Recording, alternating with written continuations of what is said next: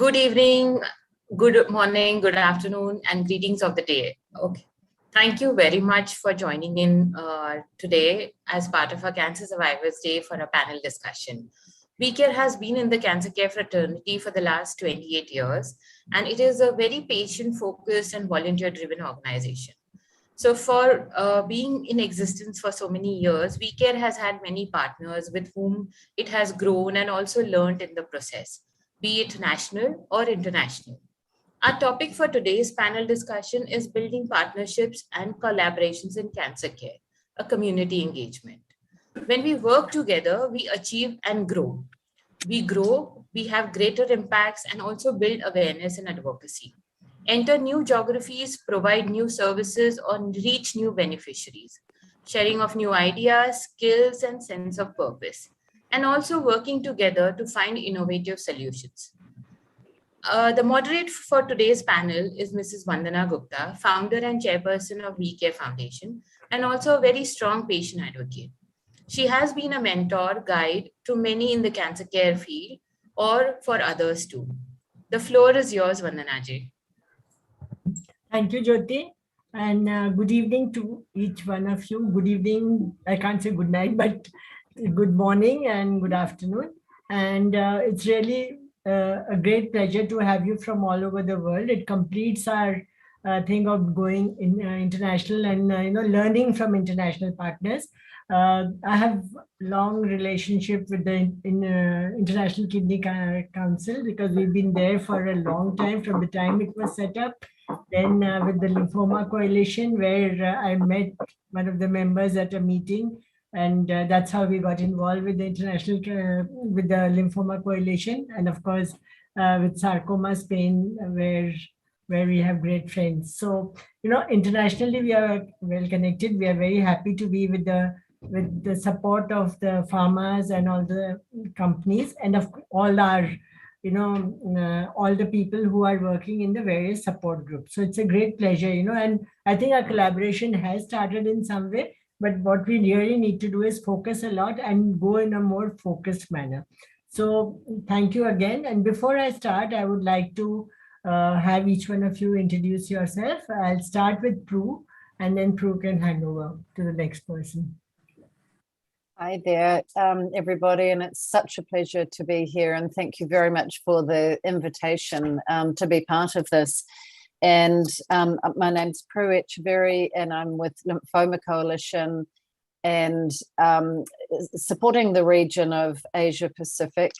And the Lymphoma Coalition has a very strong focus around information and advocacy and community building and capacity building and working together, and began indeed from a collaboration that started with several patient organisations who hadn't previously been working together to do so. So I really look forward to this discussion and being part of it. And next on my screen is Vijay. So I'd like to introduce Vijay to introduce herself. Thank you, Prue. Thank you, Vandana, and everybody at WeCare. It's always such a pleasure. It's such an honor to be part of the celebrations that WeCare organizes every year in this time of the year. 28 years, that's something really amazing. I'm Vijay Venkatesh. I look after the work of the Max Foundation in India and South Asia. At the Max Foundation, what we really feel and what we believe is that where you live shouldn't decide whether you can live or not. Geography should not be anybody's destiny. So we work very hard with our pharma partners who on humanitarian grounds allow us to work with them and patients in need. And that's basically what we do. And thank you once again. So Vijay, you have to yes, I have to pass the baton on, right? Okay, yeah. So I am going to give it to Brian Lewis.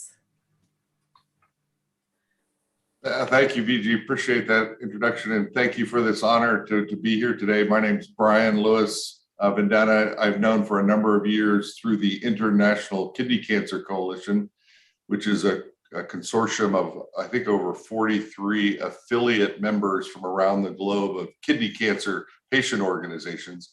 We gathered together to talk about best practices and other things. So I met Vandana through there and VCare and all the work that Jody and others are doing. So thank you for this opportunity to be a part of this panel.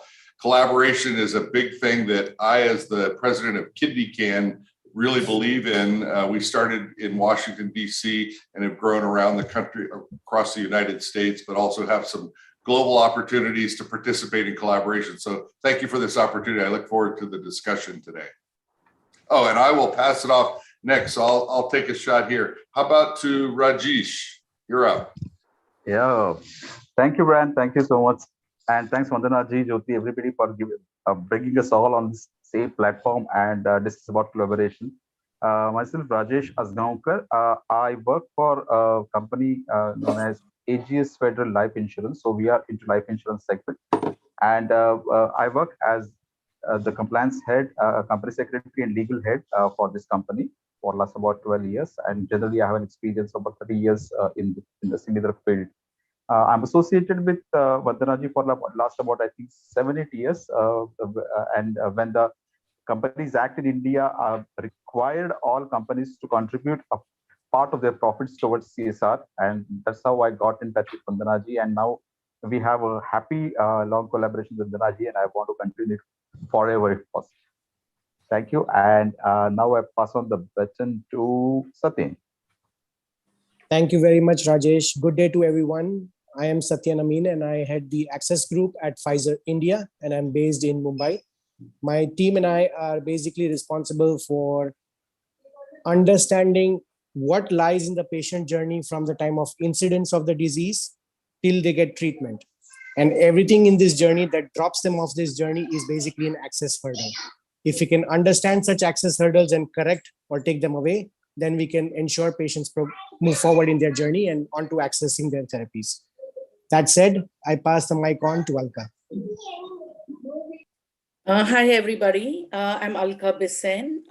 I'd like to, at the onset, thank WeCare for giving us this opportunity to participate in this fantastic session. I'm associated with Vandana ji for last several years, and I'm really excited to be participating in the session today. I am the CEO for Cancer Patients Aid Association, which is a 52-year-old organization with a mission of total management of cancer from early detection to rehabilitation. We work closely with the healthcare professionals, advocates, cancer patients, carers, donors, celebrities, and collaboratively run programs in every area that impacts cancer.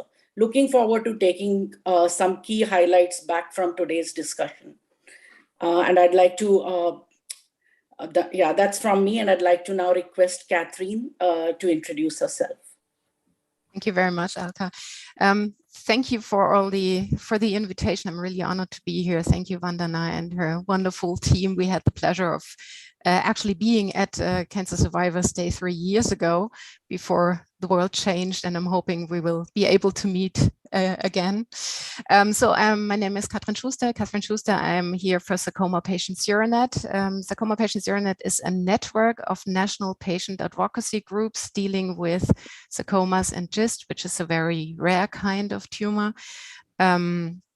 We've been founded not as long ago as Alka's organization, so we're a little younger. We were founded 2009 as a European organization, and we decided to open the organization up to become international a couple of years back. And now we represent sarcoma, GIST, and desmoid patient organizations, 55 organizations all around the globe from basically every continent apart from Antarctica. We're still working on that. So it's a pleasure to be here. Thank you for inviting me. Thank you for those great introductions. And we know that we are in amongst the best of the lot, to be able to share our thoughts. So I'd like to start with Vijay, because Vijay, you have had some experience with the pharma companies. You had some experience with having worked with Cancer Patient Aid Association, and now being on your own. So you've actually gone through 3 different things. So what is it that you feel is the most important as far as collaboration and partnership is concerned? See, when you say the word partnership, what immediately comes to mind is faith and trust. It's any partnership is built on the foundation of faith and trust. So whether you are establishing partnerships with another nonprofit like yourself, amongst your peers, whether you're establishing a partnership with the corporate world, the industry as we call it, or whether you're entering into a partnership with a media house or a communication entity, healthcare professionals, treating institutions, there has to be this underlying what I like to term it as a generosity of spirit, this sense of give and take, and a sense of inclusiveness, because that sometimes is what is missing. And over the years, now it's going to be 3.5 decades now. And yes, I began my work in cancer with the Cancer Patients Aid Association. Alka was my first colleague. I came into cancer care without knowing anything about cancer. I had to go to the British Council Library and learn about cancer. And I think that itself was a partnership, a partnership with knowledge, a partnership with inanimate substances that you turn to something that becomes your lifelong partner, something you learn from, and something you are able to give back to. So I guess it's all a question of give and take. And I come back to these two words, faith and trust. So I'd like to move on to Alka, because Alka has been working in Australia for a couple of years, and just a couple of years back, she's come back to India. And do you find any difference between the partnerships that you've seen there and what you are seeing here? So partnerships, I would say partnerships are essentially similar, but the way they are formulated and the way they are projected in different countries and in different situations may be different. So my key learning when I compare the two places was the importance of having real processes and structure around partnerships, the importance of defining expectations, the importance of laying out the rules and everyone in the partnership having a buy-in for that. And I feel that in my workings overseas, that is in Australia and India, I've come across discrepancies in formation of partnership in both the places. So it depends upon the group and the leadership and the buy-in that people have into that group, irrespective of which country you are. So some partnerships in India have worked excellently, and same I would say about Australia. And yet, irrespective of which country I was in, I have had partnerships which, despite several efforts, have failed.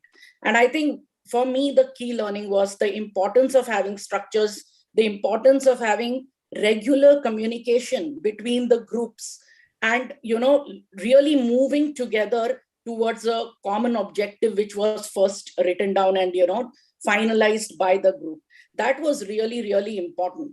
It dropping off on communication, not being able to manage the boundaries and the set expectations, invariably for me have the reason of fallout of partnerships. Thank you, Alka. And anybody who would like to jump in, just put up your hands, and at any point, if you want to add on to the point, put your hand up on that raise hand icon, and I'll have your view coming in. In the meantime, I'll go to Catherine. Catherine has been working with the Sarcoma Foundation for a long time, and she's also been collaborating with a lot of pharma companies and a lot of other organizations, and so maybe she really understands what are the challenges that she faces and what happens really, and how do you go about having a like a really good relationship with everybody. That's a very good question, and I think Vici and Alka have already touched on a few things that I would definitely support and underscore. It's the topic of faith and trust with each other, and also setting the boundaries or the framework. So expectation management is, from my point of view, is a key thing, because we all enter into partnerships expecting something from it. And I think that should be on the table from the beginning on. What can we expect from each other? What is our what do we want to achieve? So this is for me, it's the key thing. We're actually in the process of entering a partnership with another organization. And at the moment, we're not quite clear what they want and what we want. And my feeling is if we communicate openly and transparently, that can be a success. And that should be, as Alka has already said, communications is a key thing from the beginning on and through all the process of a collaboration. So I think that's the thing that will make it work. Okay. So Brian, I know you've been doing a lot of research for kidney cancer patients and also do a lot of advocacy. So who do you think can be your partners for research? Like who all would you like to be involved? And how do you want to, make the efforts to break down all the reservations that come along with it? That's a great question, Vendetta. Thank you. And again, the comments already, I'm scribbling notes here, so I'm hopeful that we can get a copy of the recording because there's so much richness. I fully agree with BG when she talks about faith and trust. I 100% agree with that. And I believe also that an outgrowth of that, at least from the patient perspective, is the creation of hope. I think when you do collaborate with others, as a patient and you hear from experts and you dig in and you start, understanding and have this thirst for knowledge around what's going on in your life when you now are confronted with cancer, is that these experts have created a lot of information, science, evidence-based information is out there. You have to sift through it. And if you collaborate with others, you can create a sense of hope that a cure is coming. And I think accelerating cures is what our organization is all about, and we can't do it by ourselves. One person is not going to solve the cures for kidney cancer, and so we have to reach out as a community and be a part of a bigger ecosystem.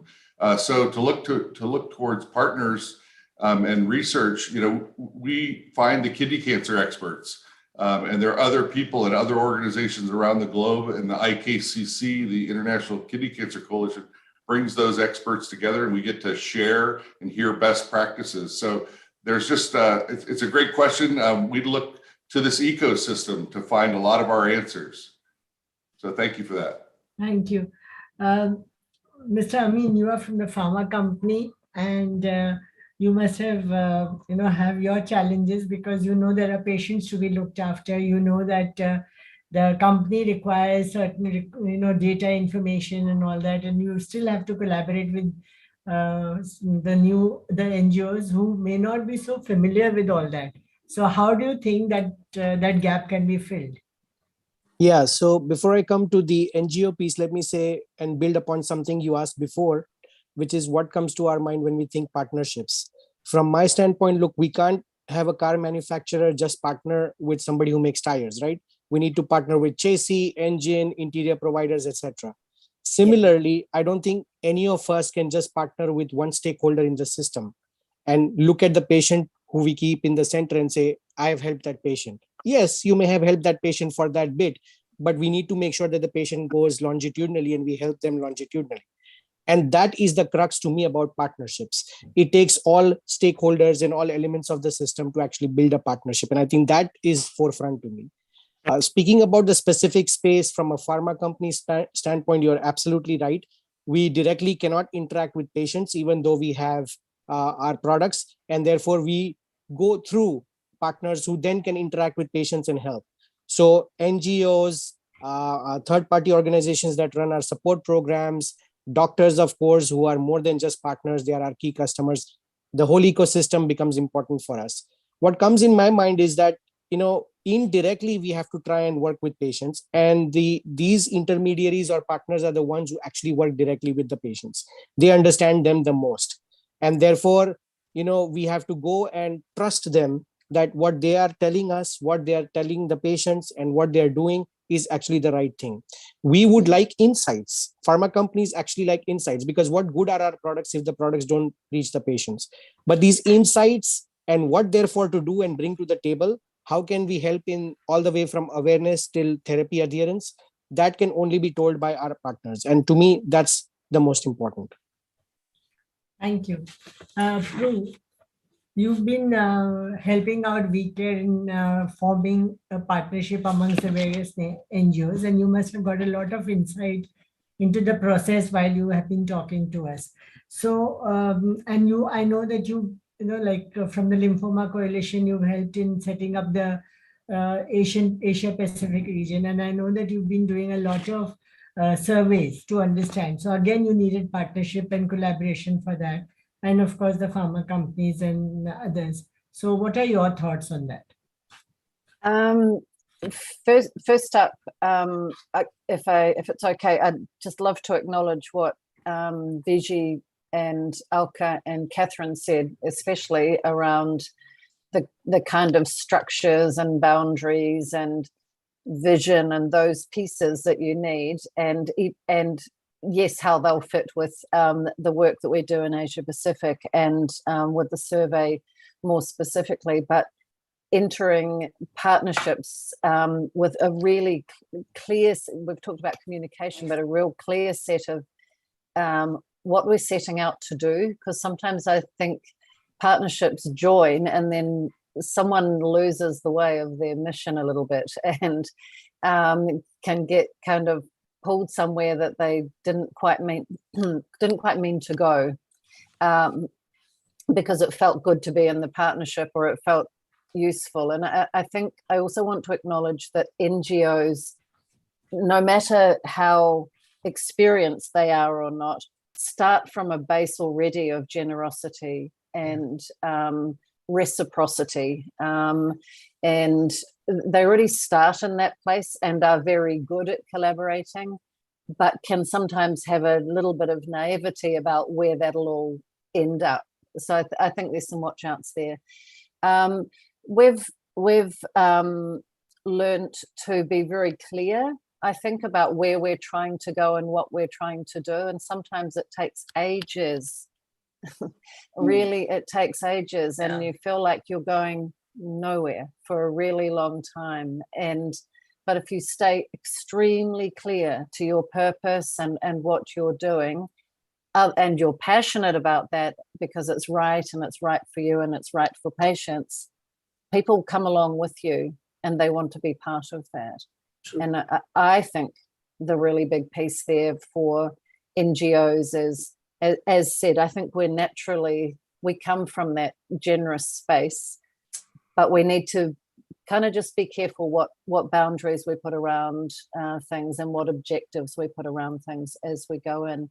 And I probably want to add one word or two words really, to what Viji said about faith. I'd also add good faith, doing things in good faith for the right reasons, and respect. And I think if those pieces are there, particularly respect, I think mostly things land up where they do. But like Alka, some things work out well, and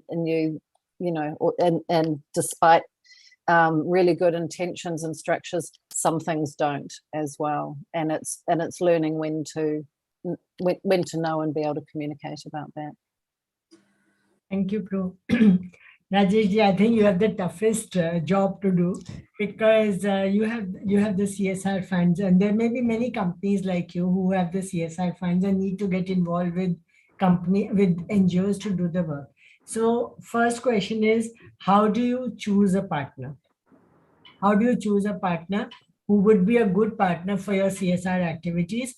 Would it be based on a CSR, something that you already have in mind, that you want to help a certain group of people that you choose your partner, or is it that you assess the value of the work that they are doing and you choose your partner?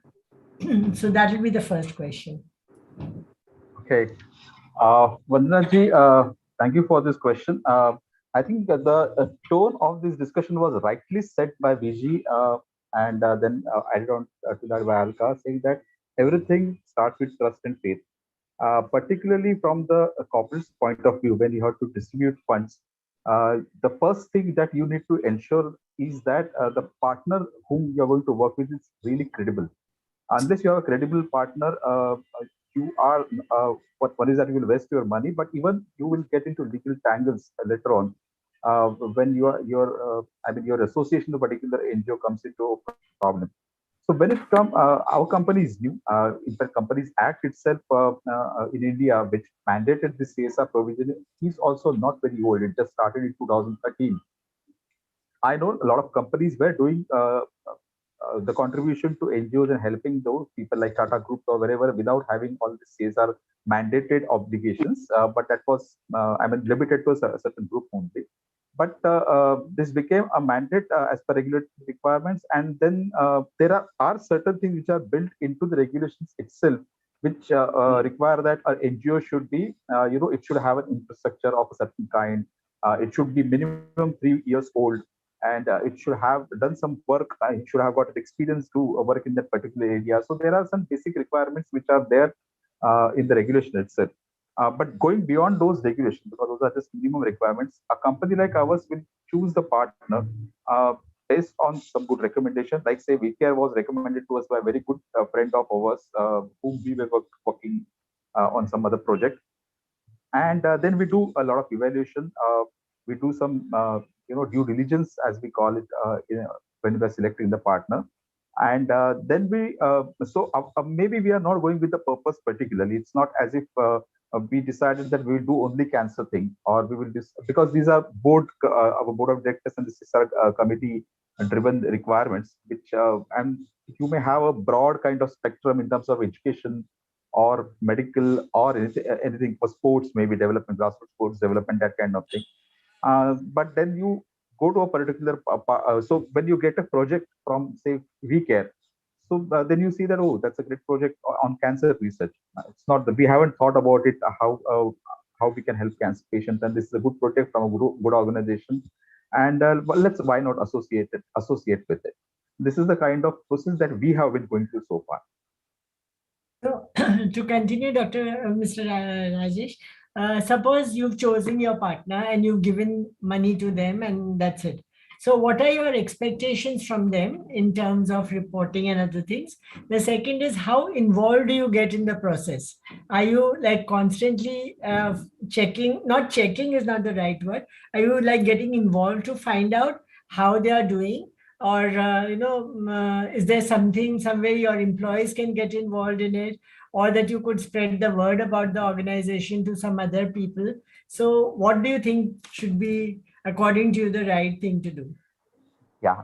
So on reporting requirements, of course, we depend on the NGO, and nowadays NGOs are also geared up about. I have seen with my experience of doing a periodical reporting to the organization in terms of a status report. Your organization, WeCare, has been doing a very good quality reporting, I would say, to us, which helps us to, give the status report from our side to our CSR committee as well as board of directors. As far as the involvement is concerned, I'm really not happy with the kind of involvement that we have been having. It's not just about my organizations, but wherever I have seen, wherever my friends are also in the CSR departments of the company, I have not seen that the corporates are going beyond a contribution of money. That's a little unfortunate part of it. What I'm seeing is that people are happy cutting a check, and then they are getting a report that the NGO is doing its work, and it's on paper. But unless you go and experience and see what is being done there, I don't think the CSR circle, the obligation of the company is complete. We have been trying to do and motivate our employees to participate in activities in whatever manner possible. They can do visits over there, or they can, somebody can go for a particular event or program, or they can do their personal contributions also for this organization. But I have not really been successful to the extent that I would like to be. There was another point that Satyen mentioned, which was really good, and which said that there should be the car manufacturer doesn't just associate with the tire company; he has to associate with so many people. The same way, we are also associated with different kind of NGOs for different purposes. So I do work with WeCare Cancer. I work with some sports organization. I work to develop a particular area or a particular slum, maybe, or provide education to some areas. All these things, if you think intelligently, can be integrated with each other, and there can be the cause of cancer can be spread across everywhere, or all through these organizations, or other points. Other organizations can take some help from WeCare Cancer, so that that we are still compartment, like we are still working in silos, cutting checks for different NGOs differently. We have not been able to integrate those. So that is one regret that I have. I think that's where a lot of work needs to be done from the corporate side. So, Mr. Amin, do you think your people in your company, Pfizer, are getting involved in the work of the NGOs that you are associated with? Like Mr. Rajesh said that, he's not happy about the non-involvement.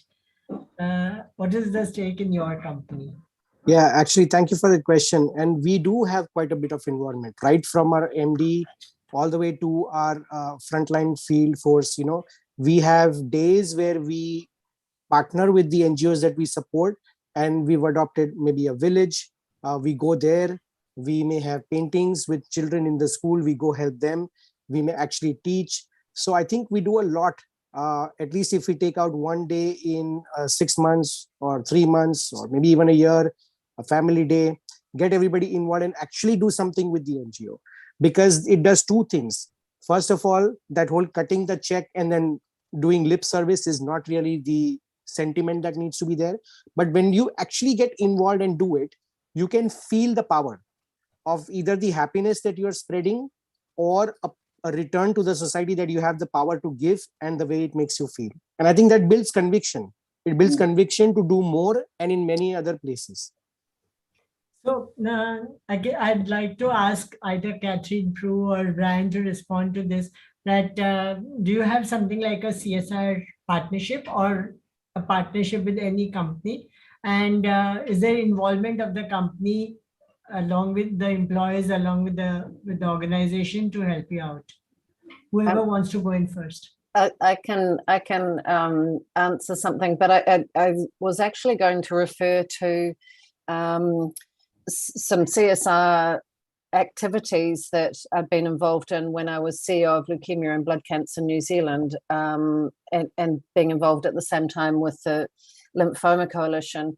And we had a lot of partnerships that were non-pharma corporate partnerships, and staff engagement was a really, I see Jyoti's put that in the chat, but that was a really, really key part of it. And having a deep engagement where the employees could be part of things, and in a meaningful and ongoing way, and very particularly where it aligned with business objectives.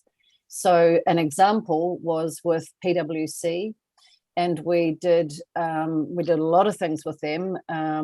But one thing that was really quite important was around an employment, patients' rights when they became unwell, and their rights, what they had to disclose and how they could go back to work, and just a whole big piece like that. We had a law firm involved as well.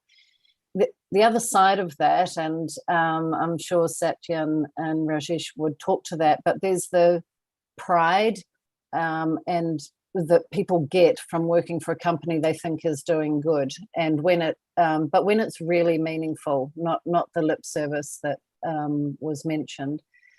So there's many ways that can be really embedded in the culture and be really, really positive.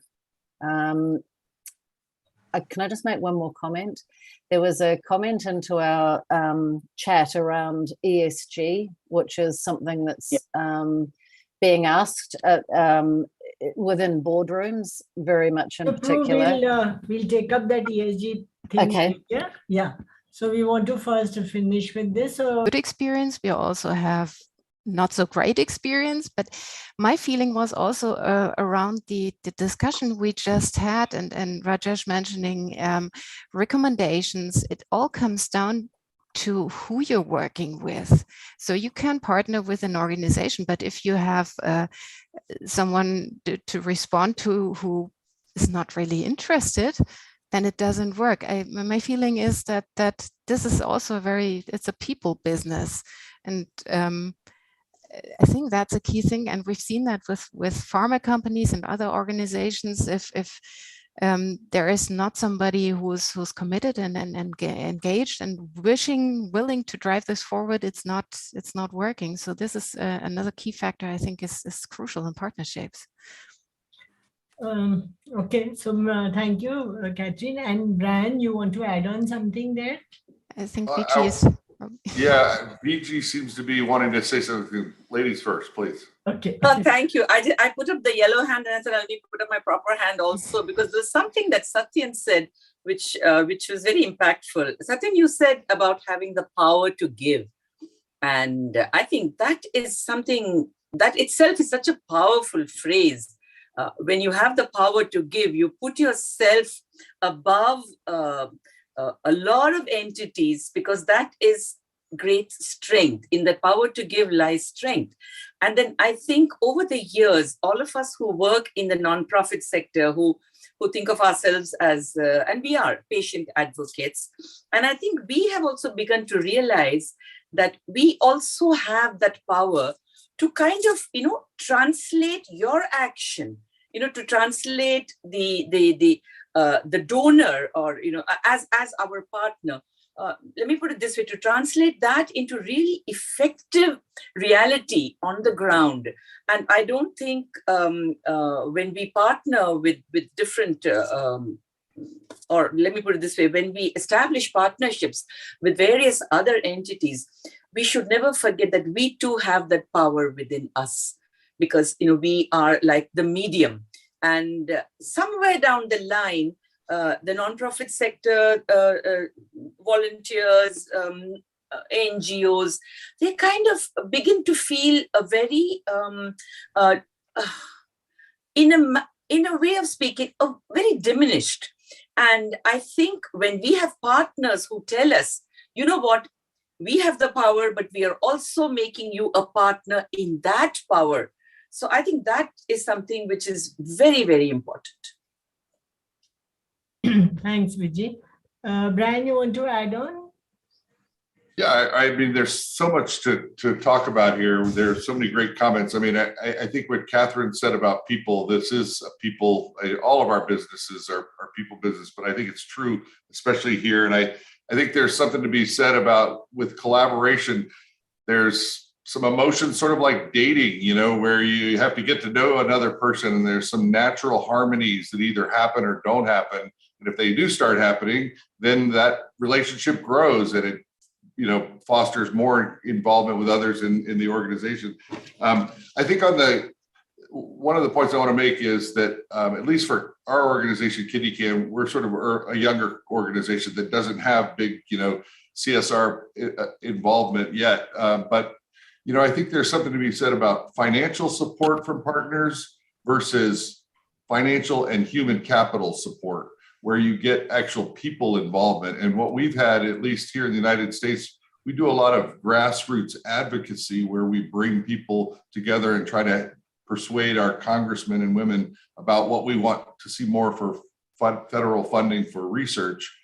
And we found that when we have partners on the industry side that get involved with that advocacy, and they see patients and caregivers putting their time and effort, and they become a part of that effort, it's very powerful. So I think the point there is the more you can build and collaborate with your corporate partners to dive in deep with people and getting involved in the basics of what you're doing, the better off everybody's going to be. Thank you.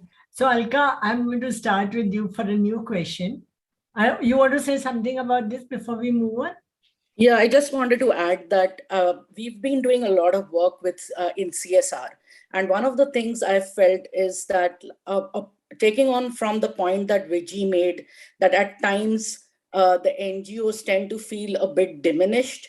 I would like to say that it's a new area, both for the corporates as well as for the NGOs.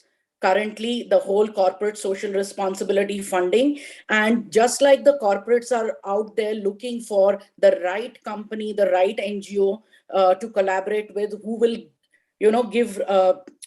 have a proper project delivery, give good reporting, and have the necessary impact. The NGOs also are constantly striving harder to reach that particular status where they become the company to go to for the corporate, so that the partnership is solid and lasts for a prolonged period of time. From my own personal experience at CPA, I do feel that at every stage we have tried to live up to the expectation and tried to find out what is it that the donor requires out of us, and we try to give that in the best and optimum possible way, so that it becomes easy for the donor to come back with the CSR funding or engage with that particular organization the way they had seen it to be or the way they had expected. That's just a comment that I wanted to make. Thank you, but I'll take it on further with you from there, that, we are happy to partner with somebody, and obviously since they are partnering with us, they are happy somewhere. But are there some boundaries that we need to set out? How do we say that, because we don't want anybody to interfere with our work, but we do want people to give us good ideas. So where's that boundary? Where's that line that, this is where you can go? Do you feel that there should be a line like that, or not needed? So is that in all partnerships, or are we just talking about CSR? No, we are talking about any type of partnership. Suppose you and I want to collaborate. Then Right. we are collaborating on a certain thing, but it should not be that, whatever I say has to be agreed to, or whatever you say has to be agreed to. Should that be the thing, or should there be a boundary that you can't go beyond a certain thing? What would be your idea on it? Yeah, I think I'd again go back to the fact that it's really nice to set the rules and regulations in the beginning and to make it really clear through frank conversations that what is it that we expect, to what extent things will be permissible, and set those expectations so that you can freely discuss and communicate with each other and agree to disagree when required. I think that's a very important thing for any partnership, where we are able to have the freedom to say what we want to say, but be okay about the fact about whether it's accepted or not accepted, depending on what rules we have set. So till you have that really good communication between the different stakeholders, it's really difficult to take a collaboration or a partnership forward. And often in my experience, I have seen that teams which do not communicate as well and do not, stay within the boundaries or agree to disagree or have frank conversations often fall through, because you're not able to overcome things like your own insecurities or issues that you may have with regards to expectations from other stakeholders. And somehow you tend to then lose interest, and the collaboration and partnership just ends or falls through badly, or just hangs in there without any result. Thank you, Alka. I think Alka has spoken on behalf of all of us who are working with patients here, meaning patient organizations, whether it's PAIN, whether it is Lymphoma Coalition, whether it's IKCC, or whether it's Max Foundation. I think more or less all of us share the same views, but I would like to go to the industry to say what they feel. Because now it comes to the CSR giving or the supporting with access programs. What do you think, that there should be a boundary, or that somebody who's investing should be the person who gives the opinion? Who wants to take it first, Rajeshji, you or Mr. Amin? I can take it actually, and I wrote in the chat box that I think first of all an overarching document or alignment on the bigger vision or the purpose or some basic guardrails or a charter. I think these help in why an organization and an NGO, maybe let's say they do some work together. So the funds are given, but then how can they be utilized? And I think beyond that, there should be minimal oversight by the organization. Beyond that, I think there should be more help or assistance given, like we appealed at the fundamental level of actually doing things.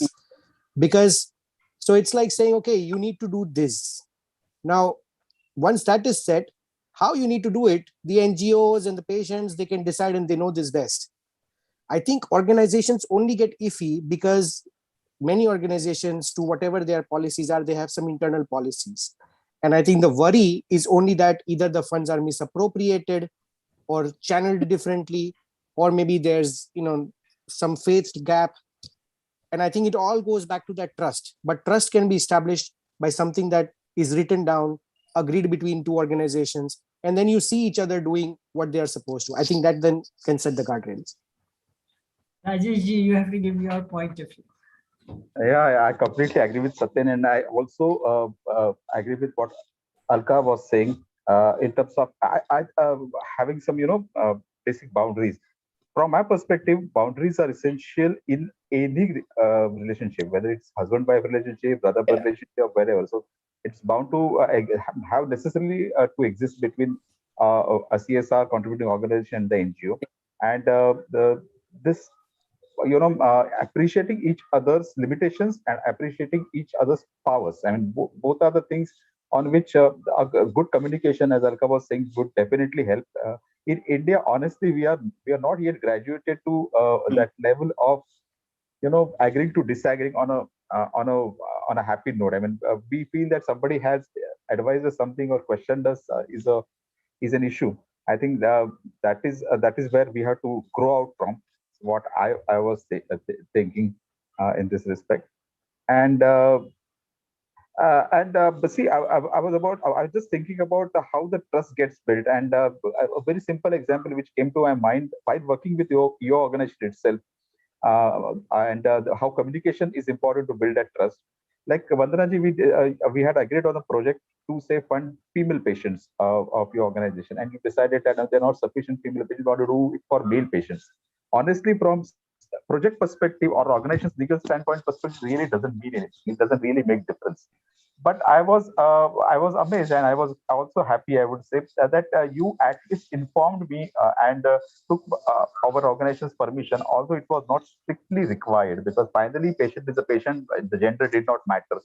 But these small things, when NGO does to an organization, that respect for that NGO goes up, and it's a matter of reporting. It's a matter of saying that, okay, this was not in our charter. If we want to do this, can we go ahead? This is how the trust gets built over a period of time, brick by brick, and this is a frank communication which helps. Thank you, Dr. Rajesh ji. So Rajesh ji, you had brought about a new word, ESG. I really don't know much about it, so I had to first look up in the dictionary to see in the Google to see what it meant. So can you please explain what it is, and would you like to talk about it? And I know Prue has a lot of things to talk, so after you, Prue will take on. Yeah, definitely. I mean, this is an imported word to India currently, so I have a limited knowledge, but this has become slowly a buzzword in corporate boardrooms. ESG is basically environment, social, and governance score of the organization. So there are rating agencies which actually evaluate the organization and give them a score as to how they are ESG compliant. And we are seeing that when the times are changing, and although organization may be making profit, but if it is not doing well on the ESG thing, the governance standards are low, they are not really giving back to society in the manner that they should give, or they are not environment conscious and destroying the planet. Just by merely being profitable, they won't survive in the long run. There are it's a very broad and very big subject, so I will not really dwell into that, because it will eat up 2.5 2 hours or more, and I'll leave to Prue to talk about more in this. I had just highlighted in my chat that on the social side, the company that is the point where companies have to do a lot and document a lot, prove a lot to the rating organizations, and really do something which is from the bottom of the heart, rather than ticking some boxes. And that's where this CSR and our today's discussion is relevant. So Prue, you want to ask something or add on to that? I would love to add on to it, and I don't pretend to be an ESG expert whatsoever, but just understanding, and it's exciting because we have a global group here, but understanding this as a global trend, which is huge and emerging so fast. And companies are really getting pushed around this. So in corporate boardrooms, they're really getting pushed in ways they might not around CSR. I know you have legislated in around CSR in India. Nowhere else that I know of has that. This is different to that. What is happening in Europe and US and UK in particular, in those countries, is there is a lot of pressure and a lot of legislation now coming around ESG. Mostly it's around the E and the climate piece, and companies are required to behave in certain ways that of being good corporate citizens. But the G is the governance part, and there's a lot that sits under those headings. But the S, which is also the S in CSR, is not being done well, and they're starting to get pressure. Companies are starting to get pressure. So I'm kind of looking, you can't see that I am, but I'm looking at you, Catherine, in particular, because it's a really nice opportunity for you in Europe. This is a very, very big trend, and it's enormous in Europe. So it's a big opportunity for NGOs to be having conversations with companies about the S part, the social piece, because they're not doing it well, and they're not so confident about how to do it well. And of course, it covers internal things in companies that might not be our business externally, like gender equality and diversity and inclusion, but it also covers the society, community engagement, and that's our opportunity. And we're certainly seeing here and in Australia and globally and wider, that piece is where companies are getting quite energized. So NGOs who are engaging in that space, it's a very big opportunity. That was really my comments. Thank you, Prue. So, Catherine and Brian, just for your information, we have a lot of people donating either to the temples, or if there's a natural calamity like an earthquake or a fire or something like that, and people come up and come and make donations and give a lot of money at that time.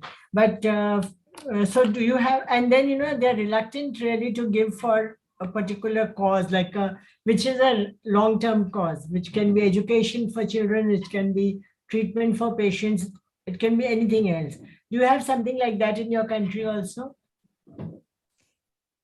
Yes, maybe I start. So we basically see the same thing. So if we have like an earthquake or natural disaster or something, people start giving straight away because maybe it's because it's really present in the media and very there. But getting people to donate for like an organization like ours, especially when it only covers not a lot of patients, and that's a crucial thing for us. Sarcoma is very, very rare, and people don't even know the name or don't know what it is. It's very hard to get people to donate. But what I need to say here is that Europe doesn't mean it's one country.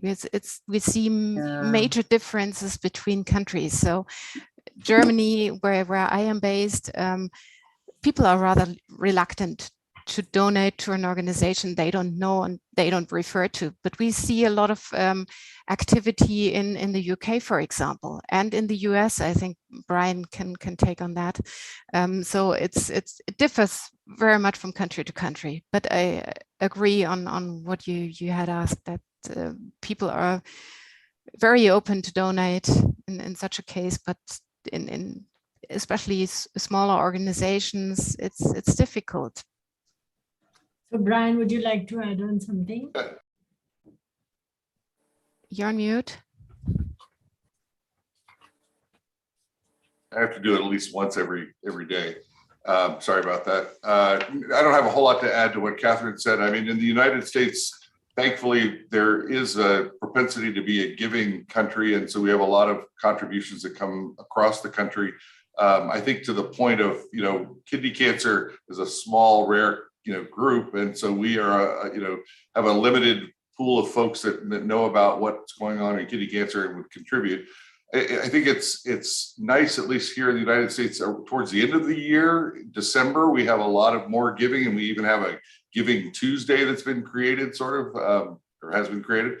And then I think, you're seeing more sort of people who are impacted, and their families are stepping up. But we've also noticed, at least here at the different grocery stores and pharmaceutical stores, pharmacies, that they're allowing you to round up your change to give to different organizations, and the organizations change quite like monthly or weekly, which is interesting, another phenomenon that's going on. So, but I think also back to, what Prue was talking about regarding this ESG, that's a phenomenon that's going on here as well across the country, and we're seeing more and more of it. Thank you. Keeping the time factor in mind, I think I'm going to ask one question, which will be for each one of you. And each one of you must answer this so that we can, sum up the entire conversation. It's that patient advocacy and health literacy have always been spoken very strongly. And we know that there are challenges in India and globally. So, and we know that we have to close the cancer care gap, because there can be towards education, it can be towards treatment, it can be towards so many different factors.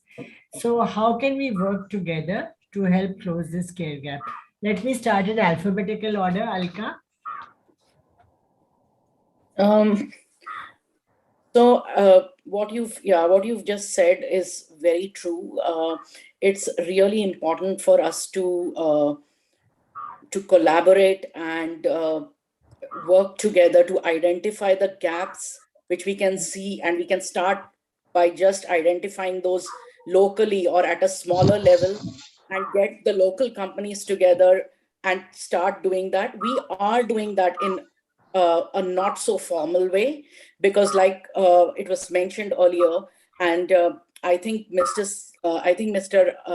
Amin mentioned, pardon me if I've taken the wrong name, and he said how you have different stakeholders across different areas. So whether it's early detection or whether it's patient advocacy, you have to work with different groups, and we have to collectively work and look out for gaps in each of our setups and see how we can complement each other and work symbiotically towards a common goal. It needs to be done. It is being done informally at various levels, but it would be really good if a coalition or a formal body was developed to attain, say, a particular goal, and then everyone work towards that, or a particular unmet need, and then everyone work towards that. This is, I think that would be a good way to begin, and then it would then cascade down to bigger things. Thank you. Brian? Yeah, thank you for that. We're fortunate here in the United States as well. Our president just announced last week the revival of what is called the Cancer Moonshot 2.0, where there's going to be a new sort of renewed interest in cancer care in the United States. And so we're hopeful that just raises the elevation across, all stakeholders in the United States to see this as an important issue. And we have a lot of opportunity to really sort of collaborate as an ecosystem of researchers, and some breaking down silos and just drawing attention to, we are on the cusp of some major breakthroughs. Let's keep pushing forward. So I think we're fortunate here at least to have that new effort undertaken by the current administration. If I haven't forgotten my alphabets, Catherine, you come in next. I was counting too. So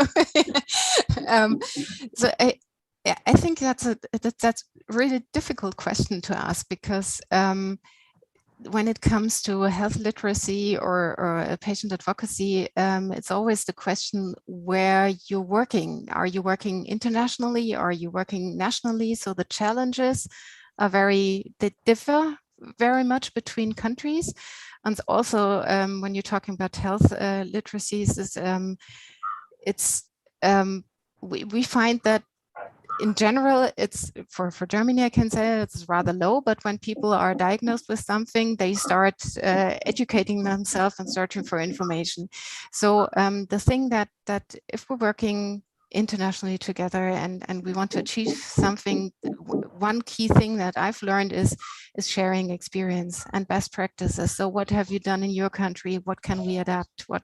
And also sharing resources like can be brochures, websites, information, anything, especially in such a field that we're working in rare cancers where there's not a lot of information there.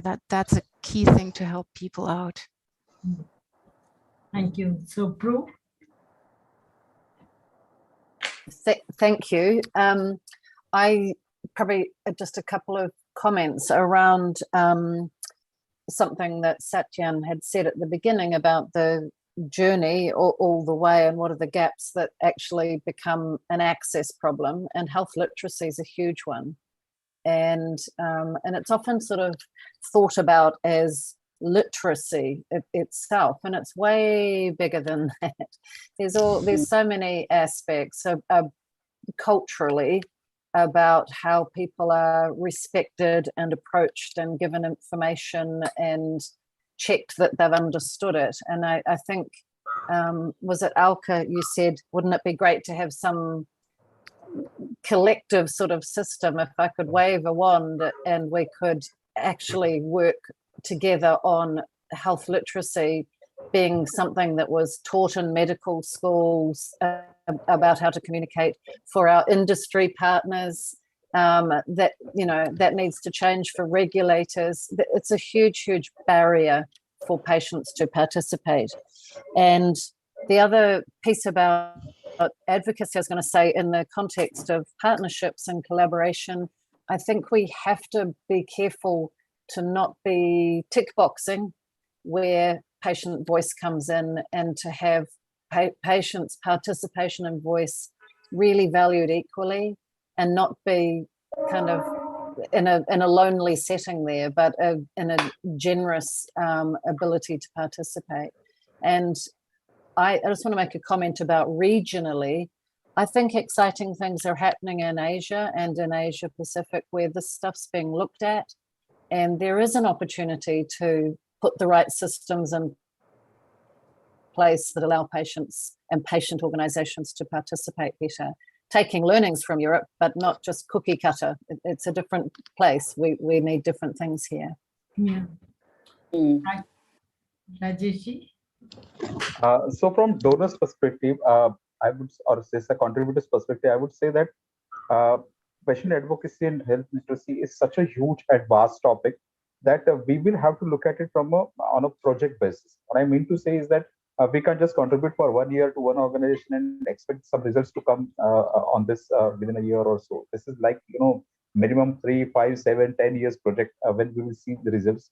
We have limited resources, and that's where we will have to decide firmly that we don't want to spread our resources thin. We can't be investing in 10 projects and getting the satisfaction of getting some publicity out of these 10 things which are working. So from our perspective, we have to identify a good partner who will work on these projects on a very long-term basis, and we have to realize that we won't see the results in a year or two or whatever. We have to work on a long-term basis with that. Mr. Amin? Yeah, thank you. I think actually they are fundamentally different and yet interconnected. And I'll give an example. I think health literacy goes to making sure the world understands about what we want to make them understand. For example, COVID. The common man, to a lot of extent, even in India, still thinks that this is just something like a cold flu because that's what they hear and they don't want to take precautions, etc. And if you go, the pendulum swings the other way, like in the first wave. Not a soul would go down on the street in the first lockdown because everybody was so scared. They didn't understand. And what they heard was that it's spreading like fire, right? Now, on the other side, therefore, therefore, I think that health literacy is extremely important. Very hard to do, but important. Patient advocacy, I think, has its fundamental position because I think either, the government listens to opposition or they listen to somebody who's parking and blocking the street for a year and say, okay, now I will listen to the farmers.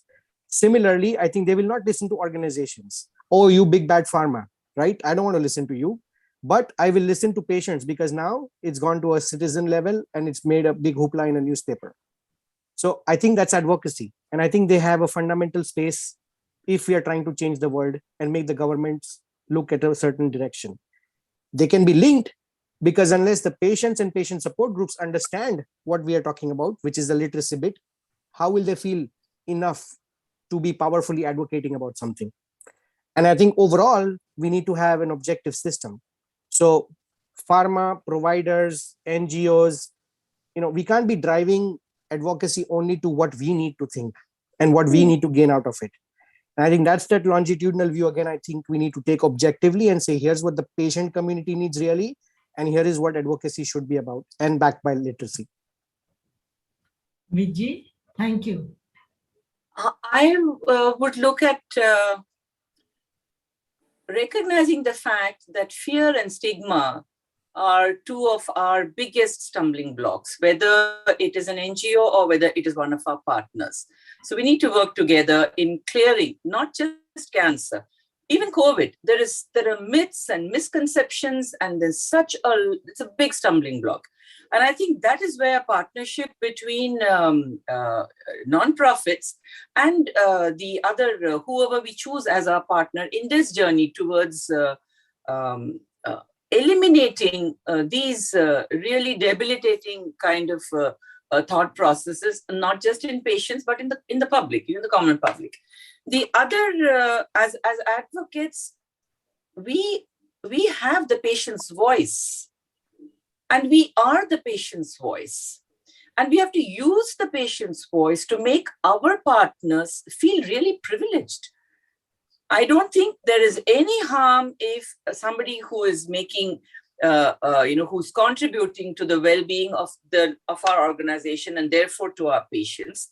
I think we have to recognize that we owe something back. We need to do reporting. We need to be compliant, and we need to actually carry that patient's voice and make the donor feel proud, make the donor feel that there is a kind of that's a real partnership, and take an ownership, not because they have given us resources, but they have become responsible for us taking the patient to a better place. Yeah. So on my part, I would like to thank each one of you for giving us so much food for thought. And I think we could still continue because there are so many points which have come in. And Jyoti, I would like you to read the comments because again, because we were all busy in talking to each other and all that, and we could not really pay as much focus on the comments that have come in, but I know they were very nice, and it will be useful for all of us to work on it and think about it. So Jyoti. Yes. Yeah. So there was, there was a discussion on the chat about employee engagement and what more could be done. So Mr. Amin has mentioned that appeal to employees at a fundamental level, donation matching by employer and letting them follow a CSR activity that resonates with their passion. And also if we can tie this in with the organizational purpose and values, it would be even better. Adding to that, Pru has also agreed to what Mr. Amin has said, and we have seen that this works well. Further, Jogita has mentioned about CSR engagement also proved to be motivating to the corporate employees to feel part of something good, a sense of belonging to the corporate family, as well as be a part of a great initiative, or do the corporate heads face resistance and just part of the job kind of sentiment. So here again, I think Mr. Amin has said that I have to say a lot, it is the part of the job, and I think we need to change that. Else we would have companies donating more than 2% and by employees and citizens and not just the organizations. So again, when an earthquake happens, why do folks volunteer and donate, and why not when there are patients or school kids or sanitation, etc.? I think citizens need to be appealed at a fundamental level or giving back to the society. Pru adds on to it by saying people need to understand what they are giving to and how they can be involved. Not always so easy and uncertain, which is very true. Again, Mr. Amin mentions about vision, purpose, charter, guardrails. Such high-level alignment may ease the process. And also Amishi puts in like transparency and compliance, which also helps in. And about ESG, it is other metric beyond earning per share that we should use to value companies. As Prue mentioned, yes, it is one of the more stronger ones which is coming in the European context, and how it will be helpful for the NGOs there. We really need to look at. Also, it's like, keep feeling okay. So your VG says, "Can very bad at chats during the session." So but don't worry, VG will send all the chat conversations to you. So we'll keep you in the loop. So all is covered, Vandana ji. Yeah. Okay. So thanks, Jyoti. So as we've come to an end of this great webinar, I think all of us have understood that we can partner with each other. We know that we have our boundaries, in the sense like it has to appeal to both the sides, the giver and the taker. And also that, we need to start working together, thinking of the patient as a focus, rather than thinking of our own organization or our own company or something like that. Because whatever we are doing today is for the patient. So if we can start the collaboration right now or right today with our partnerships, it will be the thing to start with. And I think we've already started. The fact that Brian got up at 5 o'clock in the morning to be with us, the fact that Prue and Alka haven't gone to sleep as yet, fine. I mean, it's all working together. And really great thanks to each one of you. And hopefully, can you please put on your camera so that we can take a nice picture? And thank you very much. Rajesh, your picture, Jyoti. Neeraj, can you please take a picture? Jogita, Amishi.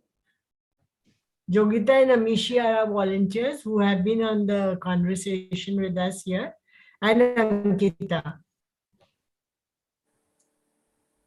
Ankita? So a big thumbs up to all our partnerships now and collaborations. Thank you. Thank you very much.